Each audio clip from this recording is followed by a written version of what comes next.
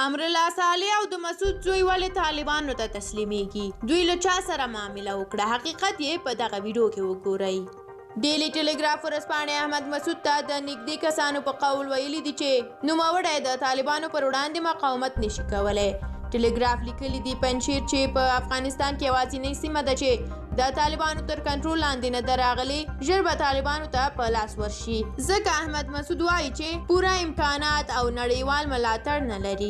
مسعود چې د ولسمشر مرستیال امرالله صالح هم ورسره دی، ادعا کوي چې شاوخوا 6,000 وسلوال لري، خو طالبانو د پنجشیر دره د دریو خواو محاصره کړې ده. احمد مسعود څو ورځې وړاندې په یو مقاله کې چې واشنګټن پوسټ ورځپاڼې د خلکو د نظرونو په برخه کې خپره کړې وه، ویلي و چې د پلار د وخت ډېرې وسلې په پنجشیر کې شته او د طالبانو پر ضد د مقاومت لپاره د ځواکونو په راټولولو بوخت دي.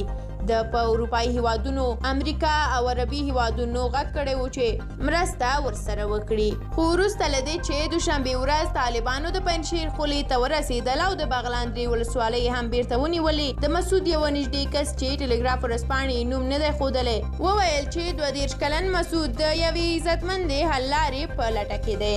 د همداراز وویل پنجشیر له طالبانو سره جنګېدی نشي، د طالبانو ځواک خورا زیات دی. دا 1980 یا 1990 لسیزه نه ده. طالبان ډېر غښتلي دي. احمد مسعود ویلي دي چې له طالبانو سره د سولې خبرې کوي، نه جنګ، ځکه چې کورنۍ جګړه د افغانستان په خیر نه ده. له بلې خوا په سویډن کې خپلواک شنان عبدالسعید فرانس پریس خبري اجانس ته ویلي دي چې د مسعود مقاومت ته د بریالیتوب چانس نه ویني.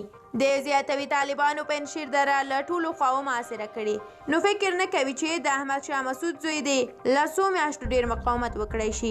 حاضر دمه احمد مسعود غښتلی ملاتړ نه لري. د ولسمشر لومړی مرستیال امرالله صالح هم نن ویلي دي چې طالبانو پنجشیر دره محاصره کړي، خوراکي مواد او تیل هم نه ورپرېږدي، چې له دې کبله د په وینا عام ولس له کړاوونو سره مخامخ شوی دی.